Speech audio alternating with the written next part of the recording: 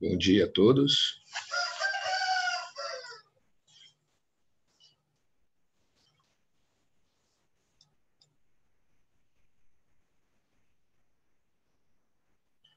Oi, bom dia. Bom dia, tudo bem?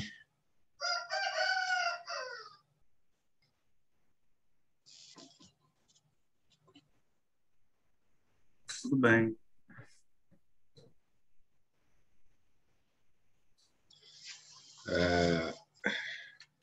Quem fala aí? Ou quem está falando?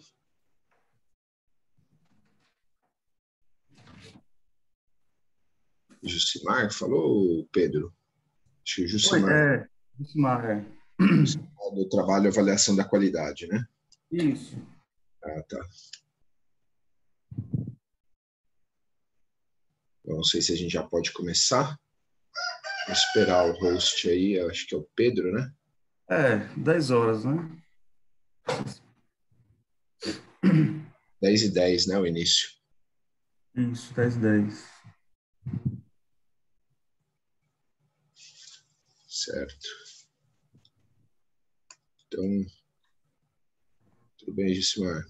Tudo bem, bom dia. Bom dia. Bom dia, por favor, aos autores que não apresentar poderiam se identificar. O Pedro falou. Então, acho que é o Jucimar que vai apresentar, né, Jucimar? Então, para a gente Uhum. cumprir aqui, que a gente já está com 1 minuto de atraso, então você tem a palavra aí para apresentar o seu trabalho. À vontade.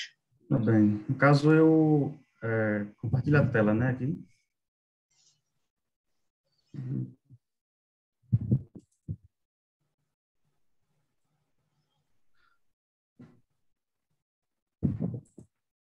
Consegue visualizar aí? Consigo sim. Pronto, então. Bom dia, sou Juscelino Andrade, sou um dos autores do trabalho intitulado Avaliação da Qualidade Percebida em uma Rede de Escolas Particulares de Pernambuco. Esse trabalho foi feito em parceria com Maria Claudneide, né, Renata, Fernando e Robson. Bom, basicamente, o trabalho ele vai estar aí pautado nesses três temas aí, né? Qualidade de um serviço, gestão na educação e a educação básica brasileira. Então, se tratar sobre qualidade, né, inclusive os trabalhos que fazem análise de qualidade são trabalhos que requerem um aprofundamento maior, porque não é fácil você tentar identificar, né, a qualidade de um determinado serviço que é prestado. Porque, às vezes, algum indivíduo ele tem uma percepção daquele serviço, então ele acha ruim, ele acha que esse serviço não satisfez as suas necessidades, mas já outro, né, outro cliente, por exemplo, pode ter uma visão diferente, né? E tratar, né, fazendo um afunilamento aí do conceito de qualidade, nós tratamos basicamente na educação básica brasileira e na gestão da educação, né? Porque um dos pilares de qualquer sociedade, principalmente sociedades, países desenvolvidos, é ter um sistema educacional de qualidade. Então, vocês vejam que a base, né, que a educação básica, ela preceitua aí no desenvolvimento econômico também de um país. Então, nós focamos esse estudo na educação, na verificação da qualidade, né? Logicamente, a qualidade percebida em escolas de educação básica, né? Porque é lá exatamente que está, segundo os estudos aí, a grande necessidade de você entender, né, o sistema educacional de um país.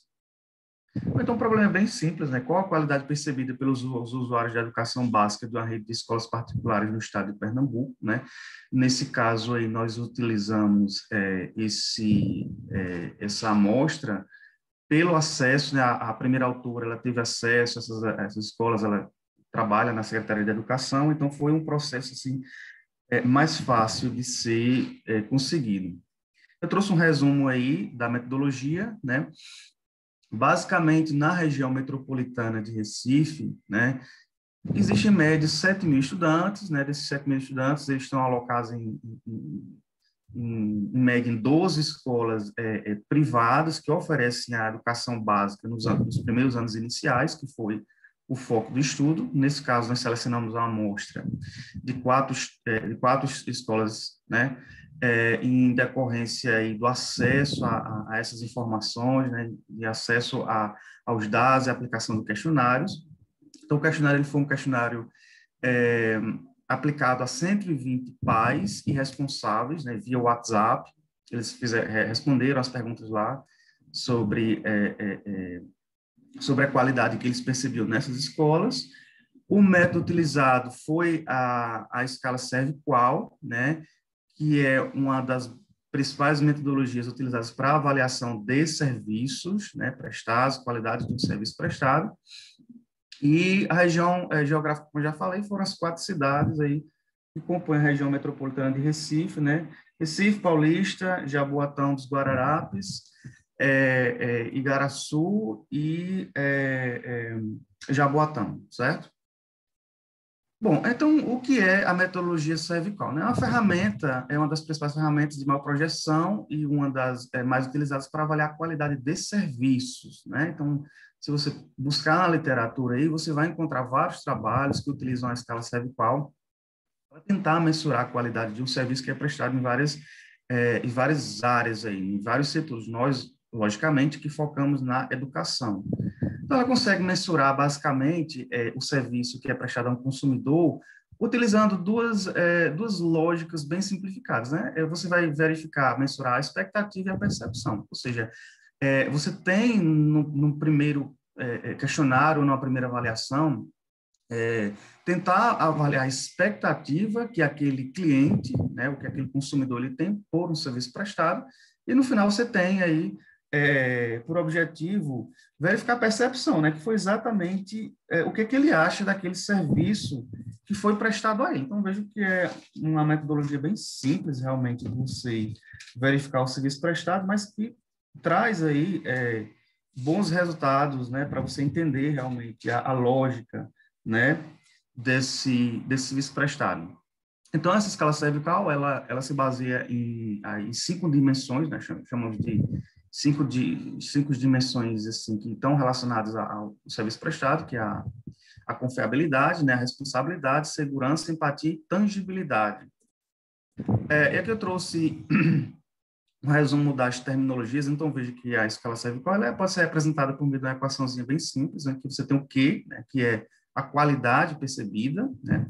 Ela é objeto da diferença entre as expectativas, né, e a percepção. A diferença dessas duas você encontra os gaps, né, que são as diferenças entre a expectativa que aquele cliente tem e a percepção. Bom, como eu falei, o questionário ele foi aplicado, né, para esses 120 pais, né, e responsáveis de alunos lá da escola. E aqui nós fizemos um resumo dos principais resultados, né, que nós encontramos. Então, vejam na primeira tabela, na primeira coluna, em que nós temos a dimensão tangibilidade, né, foram feitas 4 perguntas, logicamente as primeiras perguntas relacionadas aí a dimensão percepção, né, que eles tinham daquele serviço, e o segundo foram as expectativas. Então, eles responderam lá, trouxeram de volta, fizemos uma média aí das respostas que eles fizeram, e a diferença entre um e outro aí, encontramos esse resultado.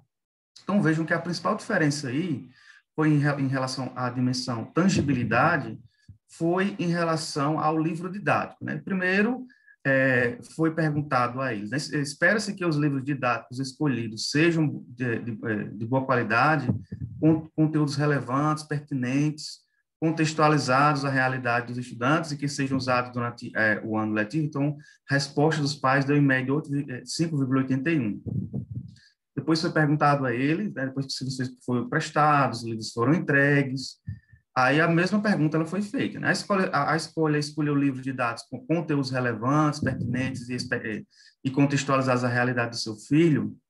Este livro é utilizado durante todo o ano letivo, né? Aí vejam que já diminuiu a percepção que esses pais tiveram, né?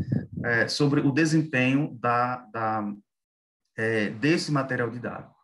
Então, vejam que, em relação a essa dimensão, teve também uma pequena diferença em relação à infraestrutura da escola, né? Esperado que os pais esperavam que a escola ela tivesse uma infraestrutura física e equipamentos de qualidade melhores, mas quando realmente foram usufruir desse serviço, dessa infraestrutura, você vê que teve uma pequena queda também, né? Nessa percepção do desempenho dessa infraestrutura. Outra diferençazinha pouco também, né, em relação a essa tangibilidade do serviço prestado nessas escolas, né, foi também se a escola disponibiliza um ambiente virtual que seja possível a continuação de processo de ensino-aprendizagem, mesmo que os estudantes não... Lembrando que essa pesquisa ela foi iniciada antes da pandemia, né? Então, a escola ainda não disponibilizava aí de uma estrutura, as escolas, né, no caso particulares, de um ambiente virtual, né, que de fato satisfizesse essas necessidades, né. Provavelmente, se fosse aplicado agora, durante a pandemia ou depois, a resposta ela poderia ter sido um pouco diferenciada, porque veja que a pandemia ela trouxe também aí, ela forçou, né, que as instituições de ensino elas se adaptassem também a essa nova metodologia de ensino à distância, né, metodologias ativas. Bom, aqui foi a segunda dimensão, né, como eu falei no início, a escala SEVE-COLA é dividida em 5 dimensões, essa dimensão aqui foi a confiabilidade, né? Então, vejam que em relação a essa dimensão, né, confiabilidade aí, não houve grandes gaps, né, grandes diferenças entre as expectativas e as percepções dos clientes, né? Mas aí nós observamos que houve um pequeno gap de 0,52 em relação se a família esperava, né, que a escola enviasse um calendário escolar e cumprisse com os programas e prazos estabelecidos, né? Então, vejam aí que houve uma pequena disparidade, né? Provavelmente alguns prazos não foram cumpridos, né? Alguns cronogramas não foram enviados, e isso trouxe com que esses pais, né, esses responsáveis, tivessem uma percepção diferente do que eles realmente esperavam daquela escola. Mas nos demais questionamentos sobre a dimensão confiabilidade, nós percebemos aí que, no geral, não houve grandes gaps, né? Não houve grandes diferenças entre expectativas e percepções aí desses pais. Bom, a outra dimensão, né, foi a responsabilidade ou a capacidade de resposta também. Nesse caso aí, nós observamos aí uma diferença bem significativa em relação à espera se a gestão escolar e professores estejam sempre ocupados demais para atender os estudantes e os pais, né? Então, nesse aspecto também, né, os respondentes, eles acreditavam, né, que provavelmente aí iria existir uma grande demanda, né, desses pais, aliás, de professores ou de funcionários, enfim, da própria gestão da escola, e, na realidade, eles tiveram já aí uma percepção um pouco mais positiva, né? Provavelmente, alguns pais precisaram de alguma coisa, de alguma demanda em relação à gestão escolar, né? E foram atendidos, mas os demais aspectos aí da gestão escolar em relação à responsabilidade foram, no geral, dentro do que se esperava, né? Se a escola ela realiza os atendimentos, se a escola espera que cumpra os prazos também, se os colaboradores da escola sempre estão dispostos a atender. Outra dimensão analisada foi a dimensão segurança, né? Que, inclusive, essa é uma das dimensões aí mais cobradas e mais procuradas, assim, quando os pais, eles normalmente procuram a escola, e principalmente uma escola particular, né? Eles buscam também segurança, né? Que eles vão colocar os filhos deles lá num ambiente, esperam que esse ambiente também seja um ambiente seguro para os filhos deles, né?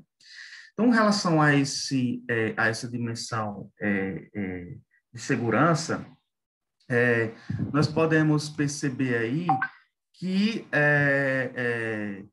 houve, no geral, também, não houve grandes diferenças, mas teve um destaque para É esperado que a escola promova um ambiente seguro para os estudantes e familiares, né? Teve uma média de 5,83, e a percepção, né, se realmente a escola ela promove um ambiente seguro para os seus filhos, aí teve uma pequena diferença de 0,43. Então, significa que os pais aí, não com uma diferença muito grande, acharam que aquela escola, aquelas instituições em que os filhos deles estão matriculados, pode não fornecer, né, aquele ambiente seguro, né, para os filhos deles. Outro questionamento. O seu tempo acabou, então você pode fazer o encerramento, tá? A gente começou um minuto atrasado, então você tem 1 minuto para fazer o encerramento. Pronto, então aqui são os principais resultados aqui que nós encontramos, como eu já falei lá, né, a maior dimensão foi a escolha do livro didático, né, o cumprimento do prazo também, que os pais reclamaram, e fica aí como dicas para novos estudos, né, aplicar o ciclo PDCA, aumentar o tamanho da amostra, né, de respondentes para ter melhores resultados. Aqui estão os contatos dos autores e agradecer aí um bom congresso para todos, certo? Bom, parabéns, Jucimar, Maria Claudinéia, Renata, Fernando e Robson, né, que são os outros demais autores aí do trabalho. Isso. Primeiramente, eu tenho 10 minutos agora, né, como debatedor, depois eu passo 5 minutos para a plateia aí, se alguém tiver também alguma pergunta, tá? Então, eu tenho 10 minutos aí, eu li o trabalho com bastante atenção e o meu interesse aqui é fazer a melhoria do trabalho para uma eventual publicação em revista, tá? Então, primeiramente, dar os parabéns pela escolha do tema, extremamente pertinente. Eu estou há 20 anos na área de educação superior, né, de ensino superior, e eu acho extremamente pertinente a gente avaliar a qualidade, né? Agora, o principal, vou começar pelo principal problema do trabalho de vocês, que, para mim, na minha opinião, se não melhorar, realmente pode não se tornar publicável, tá? Mas é facilmente corrigido, tá? Por exemplo, vou pegar um exemplo para ver se você concorda comigo, Smar.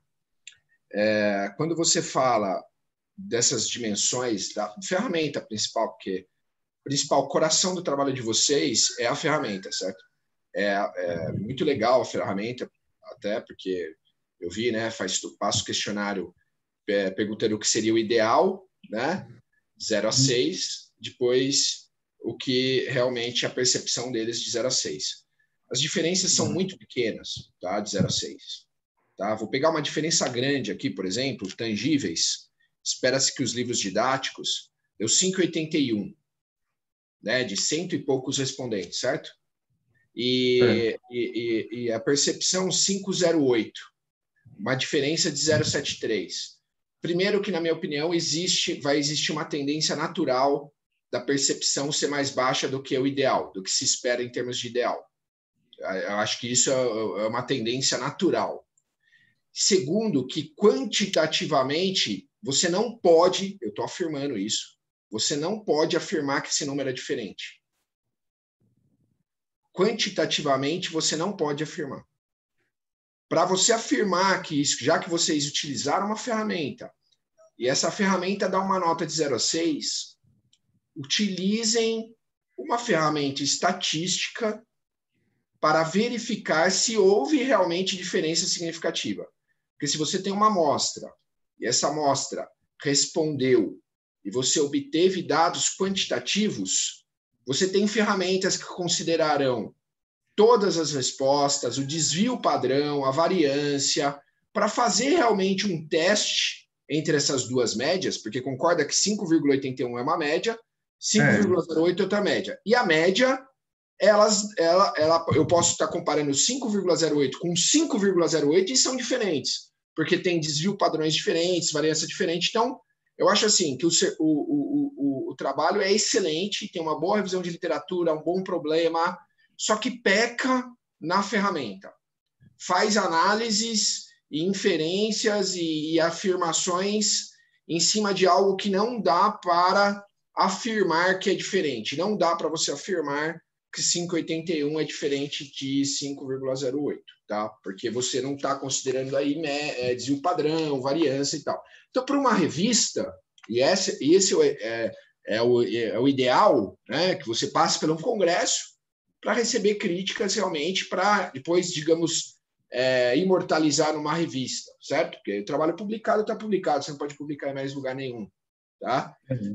Então, eu acho que depois de todo o esforço de vocês aí, eu acho que valeria a pena. Eu vi que é um trabalho de um TCC, né? Inclusive está lá disposto numa das páginas, pesquisa acadêmica, produção do TCC. Eu teria esse cuidado, tá? Então, essa é a primeira dica minha. Segunda dica, tem erros de ortografia e gramática desde o resumo até o final do trabalho. Então, uma revisão gramatical e ortográfica é essencial, tá? Faltam artigos, tem problema de conjugação, o trabalho ele não foi revisado para deixar tudo no passado, a parte de projeto, tá? Serão analisados, será feito, tal, e você não passou para o passado, vocês não passaram para o passado. Então, vocês têm que colocar tudo isso no final. O trabalho já foi feito. Eu tenho que revisar o texto todo, colocando tudo como já foi feito, foi analisado, não serão analisados, tá? Isso é normal. Tem problemas, assim, no texto todo, por exemplo, no item 2.1, quando você vai citar ISO, você cita ISO, com 2 S. É ISO 9000, tá? Eu tenho que revisar tudo. Ranking e outras palavras em língua estrangeira tem que estar em itálico, né? Tem afirmações também, de certa forma, algumas afirmações bem ingênuas. Eu acho que tem que revisar com essa visão de ingenuidade. Uma coisa é a crença de vocês, outra coisa é o que realmente é. Vou citar, tá? E quando você fala de educação básica e qualidade, tem um parágrafo de vocês, porque não tem citação nenhuma, é o segundo parágrafo, que vocês falam assim: a educação tem ocupado um lugar privilegiado nas preocupações, debates, planos de governo e projetos de crescimento para o país. Como que vocês afirmam isso? Sem citação nenhuma, tal. Então, assim, aqui a gente não é o momento da opinião de vocês, é um relato científico. Então, tragam citações, ou você tem um momento ali nas análises, nas conclusões, de colocar suportado em evidências a opinião de vocês. Agora, tem afirmações aqui, pontos de vista que não fazem parte do relato científico. Então, tem que haver uma revisão desse trabalho, que, de certa forma, tem algumas afirmações aí que são opiniões, não estão baseadas em fatos, né? Eu, por exemplo, discordo totalmente desse parágrafo de vocês. Discordo totalmente. Não tem sido, na minha opinião, debate, principalmente desse atual governo. Não tem sido nenhum debate. Não tem havido debate, né? Outro problema também, ainda estou no meu tempo aqui, 10h32, quando você fala aí que o link foi enviado pelo WhatsApp, você não fala como você conseguiu o WhatsApp, você não fala no trabalho, você não fala o período que foi enviado, vocês não falam o período, né? Quanto tempo foi enviado isso, tem que ter também. E vocês também não falam o percentual de respostas, vocês não falam para quantas pessoas foi enviado, para quantos responderam, vocês não falam isso também. Vocês falam só que fizeram parte da pesquisa 120 pais. É isso que eu tenho de informação aqui. Então, precisa detalhar um pouco mais isso aqui na metodologia da pesquisa, tá? Precisa fazer uma análise descritiva dessa população aí. Deixa eu ver o que mais que é importante de ressaltar para vocês aqui para a melhoria do trabalho. Nas tabelas, né, que vocês construíram com base aí na ferramenta, vocês colocam fontes, dados da pesquisa. Eu acho que não é dados da pesquisa, né, porque você está apresentando a ferramenta.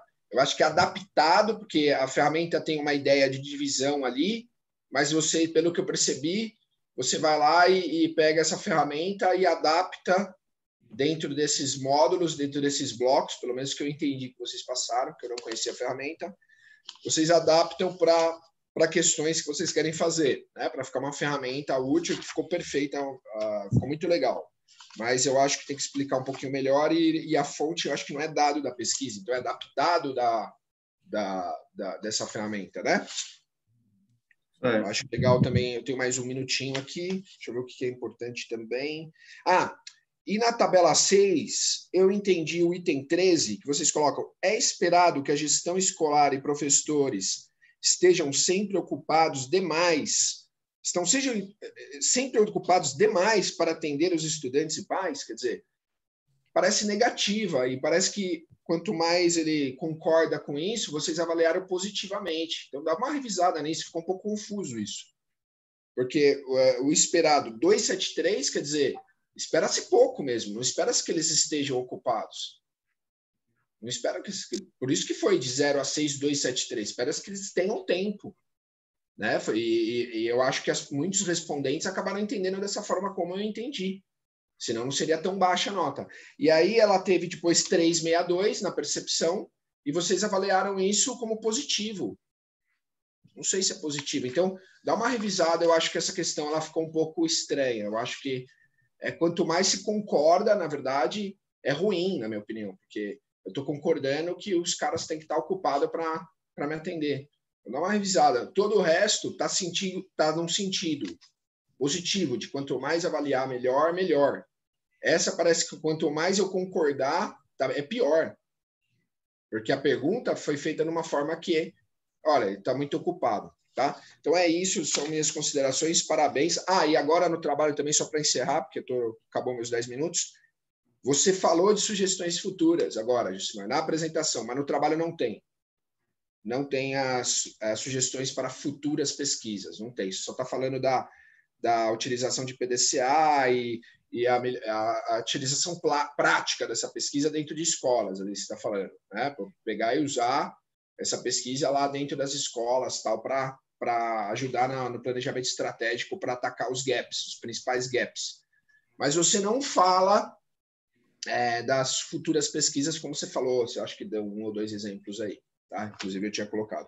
E só para finalizar, então, já que a gente começou 1 minuto atrasado, eu estou em 1 minuto também, eu acho que tem que melhorar um pouco as referências, principalmente referências relacionadas aos assuntos de qualidade, né, do ensino básico aí, fundamental, sobre qualidade, para fortalecer um pouco mais estudos anteriores dentro da referencial teórico.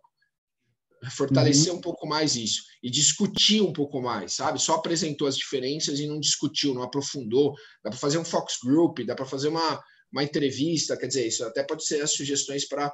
Porque uma coisa, tem diferença, tá mais legal, vamos analisar quais são, por quê, entrar um pouco mais a fundo nisso daí. Não dá para fazer? Já foi feito? Legal. Mas então coloca como sugestões para futuras pesquisas. Né? Eu acho que é ideal para analisar e aprofundar. Identificou o problema, mas aprofundar qual é o problema. Bom, estourei meu tempo. Temos perguntas do público aí agora. Quem tiver alguma pergunta ao Jusimar, que eu acho que é o único presente aí, né, dos autores, eu abro a palavra, mas parabéns, Jusimar, parabéns a você e todos os demais autores. Muito bom o trabalho. Alguém aí da plateia tem alguma pergunta?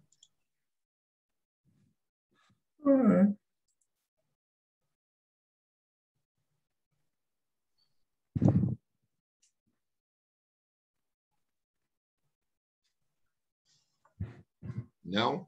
Acho que esse silêncio aí é que ninguém tem nenhuma pergunta.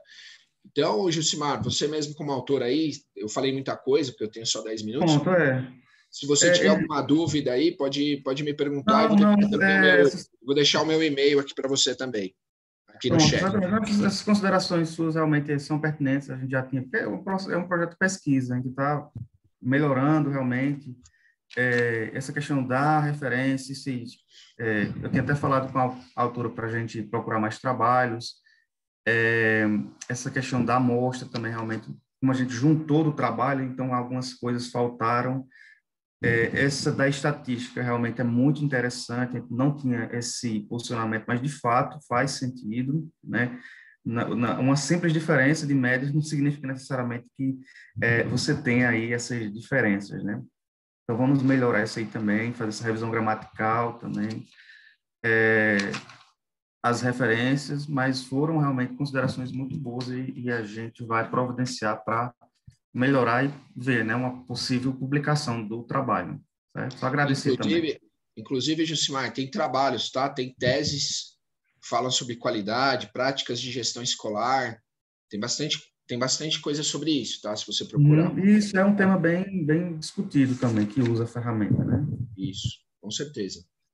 E eu tô à sua disposição, porque eu sou dessa área de pesquisa já há muitos anos, né? Eu sou da área de educação contábil, mas educação em geral também me atrai bastante, também, porque eu estou na área acadêmica há muitos anos. Então, é Pronto. um prazer imenso aí poder ajudar no que for necessário. Eu acho que é um trabalho que merece procurar realmente um periódico, né, uma revista, e publicar numa revista, tá? Não é à toa que foi selecionado aqui para a iniciação científica, dentre diversos aí, né? Dentre muitos que são enviados, submetidos, vocês foram aprovados, porque realmente o trabalho com bastante potencial. Tudo isso que eu falei são ajustes, né? Ajustes, melhorias do trabalho, né? É o diamante bruto aí. Só dar uma lapidada. Ok, obrigado. Obrigado, Gismar. Então, eu vou passar a palavra, já que a gente está com uma plateia pequena, eu vou passar a palavra para Nássara ou Carla, né? Eu acho que a Carla está aí, a Carla doutorado em Ciências Contábeis pela Universidade Federal do Rio de Janeiro, e a Nássara, que é graduanda do curso de Ciências Contábeis da Universidade Federal do Amazonas, a síndrome de burnout. Fiquem à vontade aí, Carla e Olá, Nássara. bom dia. Bom dia. Vocês estão me ouvindo? O senhor está me ouvindo, Perfeitamente. professor? Ah, que Perfeitamente. ótimo. A internet hoje não está, na verdade, há alguns dias não está funcionando muito bem por aqui. Eu acho que em todo o Brasil nós temos esse problema, né? Sim. Eu vou começar a apresentar a minha tela. Pode ficar à vontade. Eu não sei se o Jucimar precisa retirar. Pronto. Acho que agora eu vou conseguir. Um instantinho.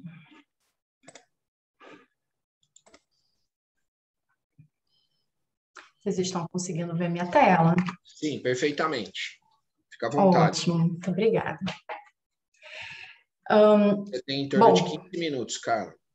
Ok, muito obrigada. Está marcando bom aqui, dia quando a eu faltar todos. uns 2 minutos, eu aviso.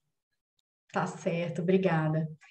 Bom dia a todos. Esse trabalho, ele foi realizado a título de trabalho de conclusão de curso da Nássara, sob o título A Síndrome de Burnout em Estudantes do Curso de Ciências Contábeis de Instituições de Ensino Superior Públicas e Privadas da cidade de Manaus. Bom, contextualizando aqui o nosso problema, a gente inicia comentando sobre a síndrome de burnout, né, que está ligada à exaustão profissional, uma descrença e a baixa realização profissional. Daqui a pouquinho, a gente vai falar um pouquinho melhor sobre essas dimensões, né? E é interessante frisar que essa patologia ela pode acometer qualquer indivíduo que esteja sobrecarregado física e mentalmente, né? E aí a gente vem trazendo aí a relevância do estudo dessa síndrome nos graduandos, né? Porque os estudantes, eles começam realizando um sonho de estar na graduação, mas a gente já, não sei se todos aqui já ouviram essa frase, né, que é difícil entrar, mas mais difícil é sair, né, da graduação. Então, dentro da graduação ali, a gente tem pressões, exigências e outros fatores externos, né, relacionados também aí a um início de uma carreira profissional, acaba levando aí ou desenvolvendo ou agravando problemas psicológicos. E aí a gente ainda tem um agravante, né? Em 2020 nós tivemos aí a pandemia, inclusive uma dos locais, né, que foi o epicentro da primeira e da segunda onda da pandemia de Covid-19 foi em Manaus. Então, daí surge a relevância desse estudo, né, de trazer esse tema para Manaus, para abordagem aí com os estudantes de Ciências Contábeis em Manaus.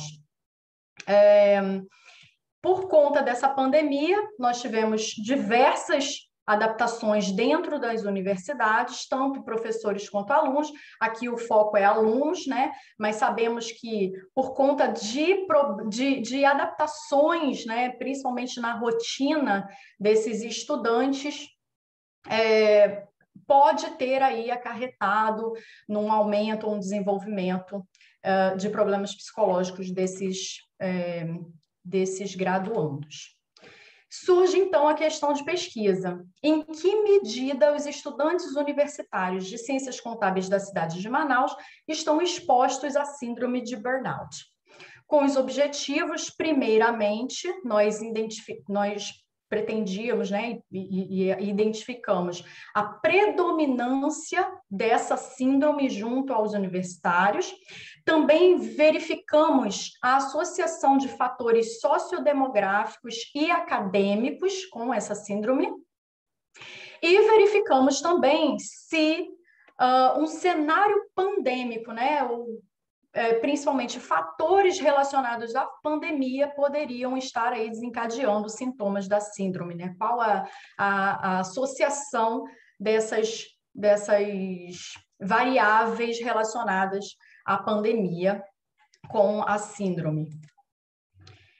Em relação ao burnout, né? Aqui no referencial teórico, a Nássara colocou primeiro falando sobre a síndrome de burnout, trouxe estudos anteriores, principalmente voltados aos estudantes, né, bem focado a isso, e inclusive no segundo tópico também, né, fez essa associação entre a vida acadêmica, a pandemia e a síndrome de burnout.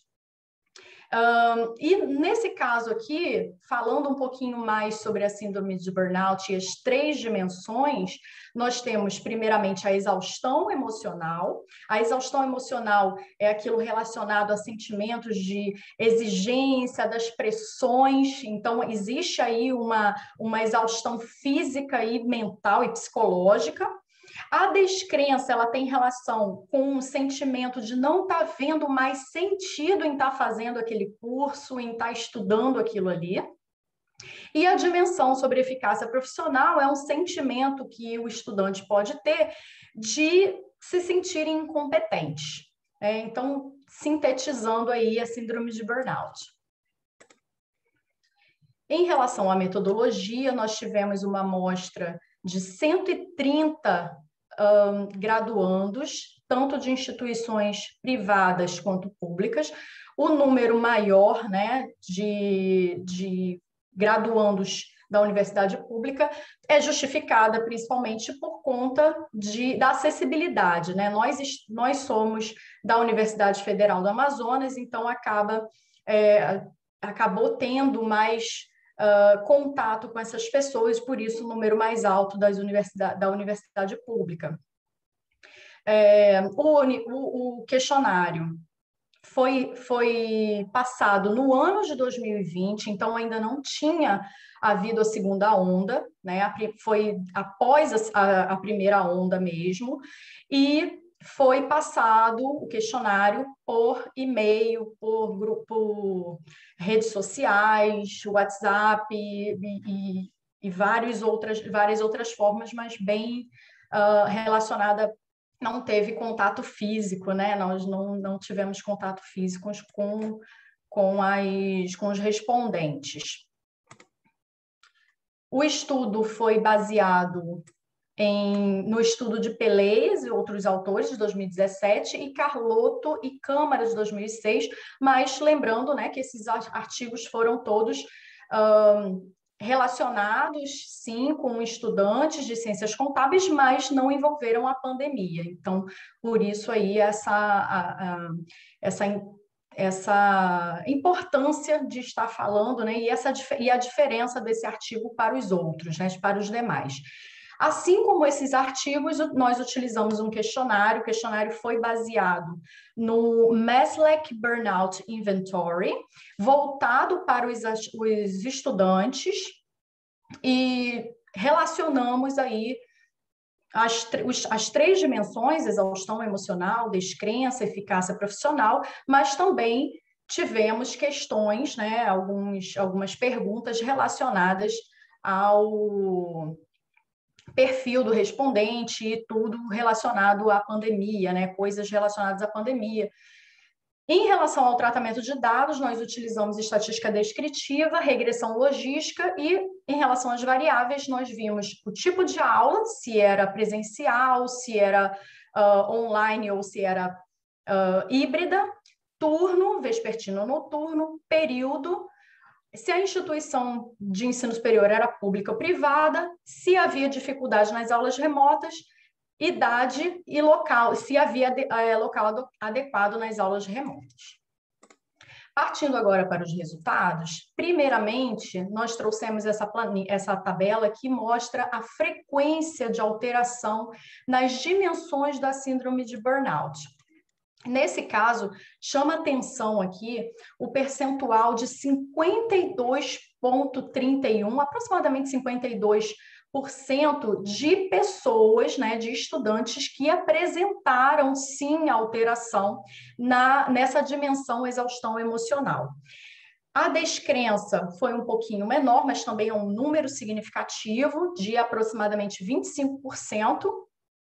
E em relação à eficácia profissional, a terceira dimensão, nós tivemos também um número alto, de uma porcentagem alta aí de pessoas apresentando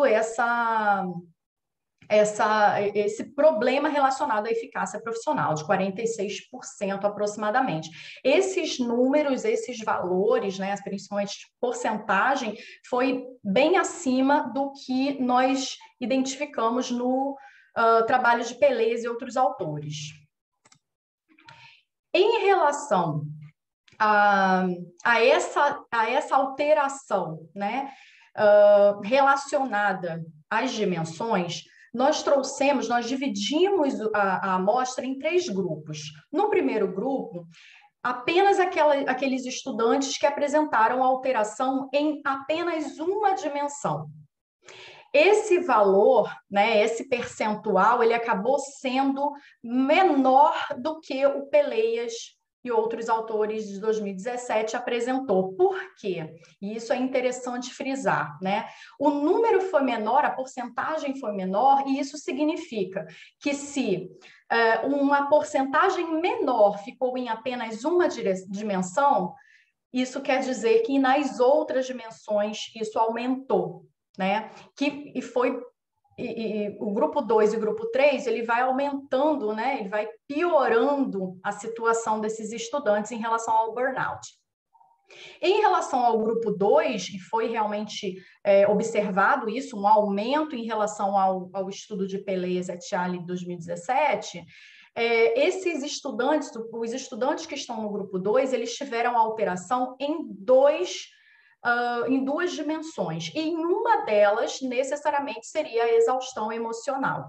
Esse percentual ficou em 27%, aproximadamente 28%, que é uma porcentagem alta em relação aos outros estudos.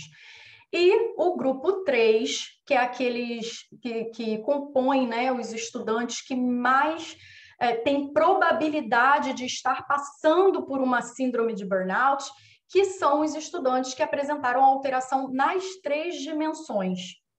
E esse percentual ficou em 10%, comparado ao estudo de Peleias e outros autores, que teve 4%, o aumento foi bem significativo, e é uma porcentagem bem significativa em relação ao burnout. Trazendo aí o resultado da regressão logística apenas com o grupo 2, ou seja, os alunos que tiveram alteração na exaustão emocional e mais em uma outra dimensão, nós observamos que 2 fatores, 2 variáveis apresentaram significância, que foi estar numa instituição pública e a idade. Essas 2 dimensões, né, essas 2 categorias, essas 2 variáveis ficaram dentro aí de uma significância de 10% aproximadamente, 2 né? minutos, Carla. Ok. Em relação essas duas variáveis, nós temos aqui, na instituição pública, 32% dos estudantes que foram expostos, ficaram expostos, e em relação à idade, aproximadamente 60 e poucos por cento ali, aproximadamente 60% ficaram expostos. Então, dentre o total de expostos, 97% eram de universidades públicas e do total de expostos do grupo 2, 89% ficou ali entre 17 e 25 anos. Em relação ao grupo 3, que é o grupo mais preocupante, né, que apresenta as 3 dimensões, foi muito interessante esse resultado, porque o local adequado foi uma variável que apresentou significância. E o 7º período também apresentou. Nós podemos observar que dos expostos não apresentaram local adequado 77%. Então, foi bem alto, né, em relação aos que não tinham local adequado. E em relação ao período dos expostos, 46% estavam cursando o 7º período. E isso pode ter relação aí com uma sobrecarga desses estudantes. Em relação às considerações finais, né, nós conseguimos atingir os objetivos e verificamos que sim, a pandemia da Covid-19 trouxe diferenças significativas entre os alunos expostos à síndrome de burnout, né, principalmente ali no grupo 3 e principalmente em relação às dificuldades com as aulas remotas e por não possuírem um local adequado para assistir suas aulas online. Esse resultado é bem interessante, é bem importante para que nós, professores, né, e inclusive a universidade, possa se adequar e verificar ações que pudessem diminuir esses sintomas identificados, né? E em relação ao 7º período, também eu chamo a atenção por conta da sobrecarga em disciplinas. Eu, como professora, e assim como outros professores que estão presentes, nós sabemos que nós tivemos uma mudança muito significativa no nosso método de ensino, e isso pode ter acarretado aí uma sobrecarga nos alunos. Essas são nossas considerações finais. Nós agradecemos a atenção. Bom dia, muito obrigada. Bom, parabéns, professora Carla. A Nássera também, que eu acho que eu vi presente em algum momento, acho que assistindo, né? Às vezes acontece também de eu apresentar para alguns alunos meus, né, que eu orientei, que eles ficam um pouco temerosos aí, né, de apresentar pela primeira vez. Eu acho legal a gente dar esse apoio e você prestou muito bem isso, Carla, parabéns. Muito obrigada. Primeiramente, assim, parabenizar, assim como eu parabenizei o primeiro trabalho, parabenizar o trabalho de vocês, um assunto extremamente importante, tá? Eu não conhecia síndrome de burnout, conheço síndrome do pânico, né? E convivo como professor aí, convivo com um cenário muito preocupante de indicadores de tentativas de suicídio e de depressão em crescimento aí ano após ano, né? Que a gente procura identificar o porquê que as novas gerações aí, principalmente, né, apresentam uma fragilidade um pouco maior emocional e talvez não seja culpa da geração, mas talvez seja culpa de outras variáveis aí de mercado, de insegurança, etc., né? Então, são estudos interessantíssimos, então vocês estão de parabéns, acho que o problema extremamente pertinente de ser debatido, de ser discutido. Eu tenho 10 minutos aqui, a minha ideia vai ser ajudar a melhoria, fazer algumas críticas ao trabalho, no sentido de torná-lo, como eu já disse no trabalho anterior, e esse é o objetivo do Congresso, tornar o trabalho melhor ainda para uma publicação em periódico, né? Bom, primeiramente, eu acho assim, tudo que está em língua estrangeira, não só em inglês, tudo deve ser em itálico, né? Acredito que não tenha mudado isso. se mudou, eu não estou sabendo. Então, colocar tudo, tá? Tá faltando isso no trabalho como um todo. Eu não vi um grande problema no trabalho, né? Então, não é que nem o trabalho anterior que eu falei assim, olha, na minha opinião, precisa testar essas médias aí para falar a diferença. Não, acho que vocês, assim, parabéns também, porque o que eu mais falo para meus orientandos, peguem já um questionário validado, não vai criar questionário, porque criar questionário é uma coisa complexa, o pessoal acha que é pegar, criar 10 questões lá e aplicar, você não sabe se está mensurando realmente o que você quer mensurar e inviabiliza o trabalho. Então, parabéns, foram atrás de um questionário validado, questionário, né, já publicado, esse é o ideal. Esse é o ideal, falo para todos, é o ideal, é fazer isso.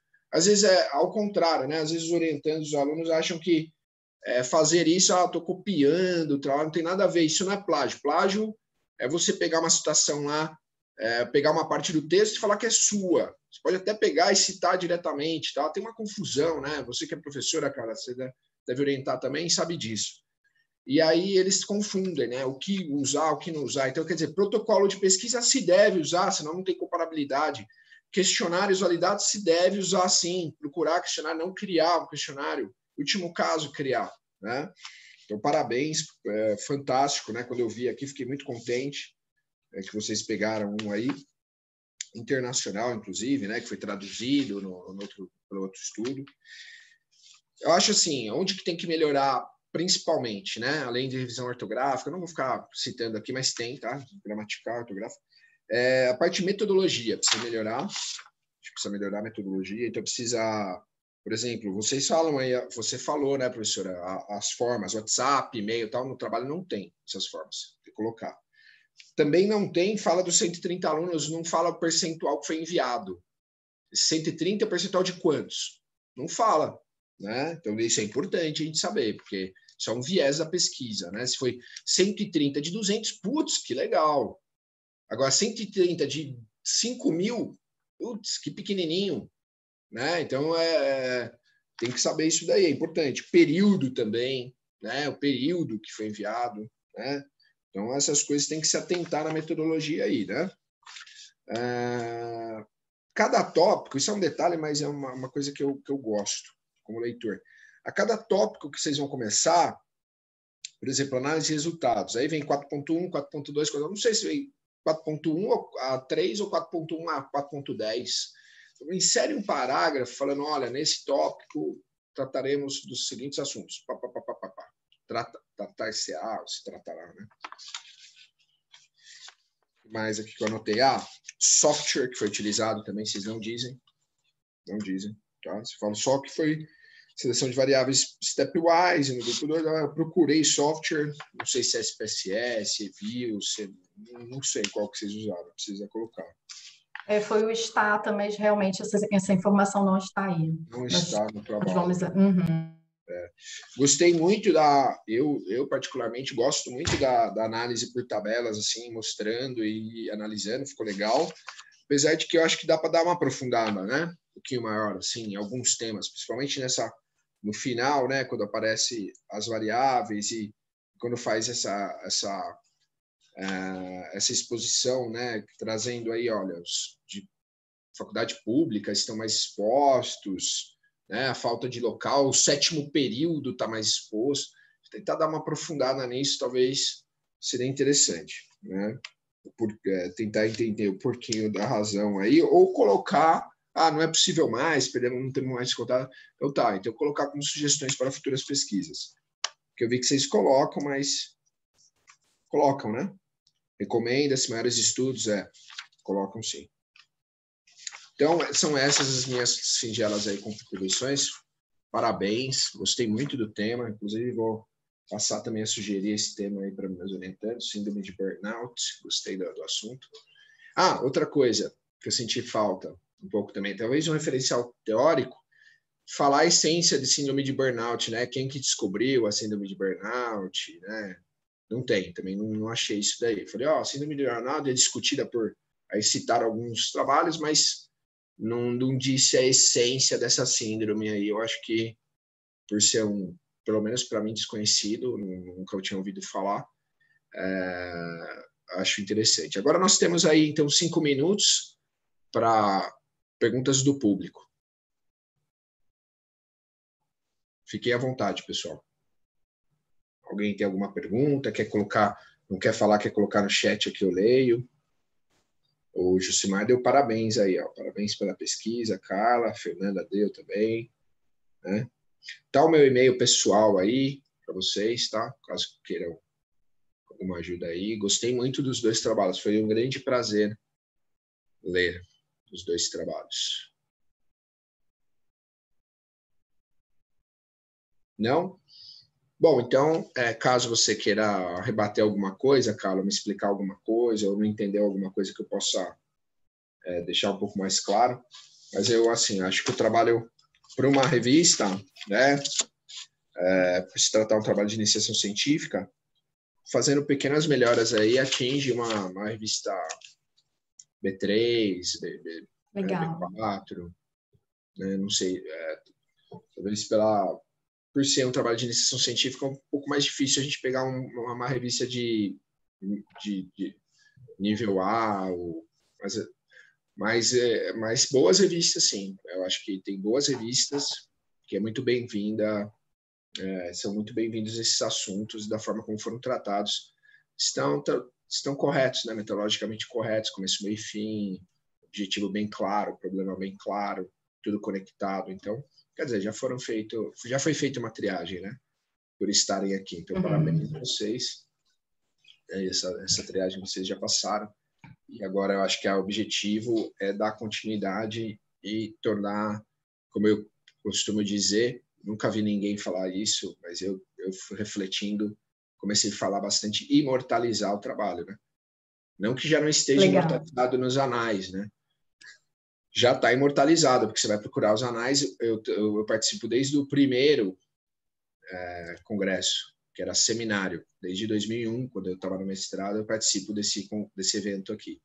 E o meu primeiro trabalho em seminário está lá imortalizado, lá nos anais do primeiro seminário USP de Controladoria e Contabilidade, né? Então, eu acho legal a gente imortalizar os trabalhos também periódicos, né? Dar acesso ao pessoal. Um assunto muito importante, né? Muito importante. Eu, particularmente, já tive até colegas aí de infância, de escola, que estudaram comigo, que cometeram suicídio, né? Isso há 2 anos atrás, não foi por causa da pandemia, não. Foi 2 anos atrás, um colega médico, um outro engenheiro, tiveram problemas pessoais, problemas profissionais e cometeram suicídio. E eu acho que são coisas que acontecem de forma... E ninguém sabia, né? Porque olhando no Facebook, olhando no LinkedIn, ele era um cara feliz, praticava esporte. Então, são coisas silenciosas, né? São doenças aí, essas doenças mentais, elas são silenciosas. As pessoas sofrem em silêncio. E aí eu vejo que existe uma preocupação, pelo menos nas 2 instituições que eu trabalho, né, na UF, que é a Federal Fluminense, e na FHO, que é a fundação lá em Araras, existe uma preocupação enorme, existe núcleo de apoio psicopedagógico e o acompanhamento cada vez mais próximo aí, principalmente dos ingressantes, né? Porque ao ingressar na vida acadêmica, né, principalmente os mais jovens, sofrem um impacto, né? Às vezes estão mudando de cidade, né? Como foi o meu caso, eu cresci numa cidade de 20, 25 mil habitantes, de repente mudei para São Paulo, porque eu fiz a USP em São Paulo. E para mim foi um impacto terrível, assim, né? Porque saí de uma cidade que conhecia todo mundo para uma grande metrópole, né? Então foi difícil a adaptação, não foi fácil, né? Então eu acho que são assuntos cada vez mais importantes de serem debatidos. A gente tem que trazer, falo isso daí, né? Já há muito tempo que a gente fala, né? Os palestrantes falam em todas as áreas, não só educação, em todas as áreas, né? Auditoria, contabilidade societária e tal, falam da importância de a gente trazer problemas reais, problemas reais mesmo, né? Analisar logicamente, baseado em teoria, baseado em estudos anteriores, como vocês fizeram, então de parabéns, o estudo procuraram uma ferramenta muito legal, o estudo anterior também procurou uma ferramenta Só dei aí uma contribuição de usar a estatística, né, no estudo anterior para tornar mais ainda... E no estudo anterior, cadê ele? Se já saiu, tá aí, o Jucimar tá aí. Jucimar, se não der diferença, não deu, cara. Não tem que dar também não, entendeu? Porque toda a análise do trabalho foi, não, então, precisa melhorar aqui, precisa melhorar aqui, precisa melhorar... Ah, não, olha, não deu diferenças, quer dizer, então, parabéns para as escolas participantes aí, minha opinião é essa. Estatisticamente não existe diferença entre o esperado, né, o ideal, e a percepção. Se for essa, entendeu? A gente, como pesquisador, Jucimar, a gente tem que ser isento. A gente não tem que dar o que a gente quer. Não tem que dar o que a gente quer, né? Professor, é óbvio que você está falando. Não sei não, viu? Não sei não. Já orientei bastante, às vezes o aluno fica desesperado que não está dando a hipótese. Falou, muito melhor, muitas vezes, que não dê a hipótese. Às vezes, não dando a hipótese, não dando o que a gente acha que é o lógico, talvez seja um maior resultado, um melhor resultado, né? Bom, pessoal, acabou o tempo. Aproveitei aí porque não teve debate, não teve perguntas aí do pessoal. Então, parabéns ao trabalho e passo a palavra aí para, acho que o próximo mediador, se eu não me engano, quem é? Não, acho que tem uma outra sala, né? Essa sala acho que fecha. Mas parabéns a todos aí. Acho que é o Guilherme Borges. Muito obrigada, agradeço muito, viu, professor Ivan? Várias contribuições aqui valiosas. Muito obrigada. Eu que agradeço, é um prazer enorme, sempre que eu recebo o convite da USP, aí, que é minha casa, né? Eu sou egresso aí da USP, sempre bom voltar à casa. É um prazer enorme participar desse evento, né? E ler os trabalhos sempre de muita excelência. Parabéns a vocês, viu? Continuem firmes e fortes aí. Bom evento a todos. Obrigado, Ivan, pela palavra. Até mais. Obrigado.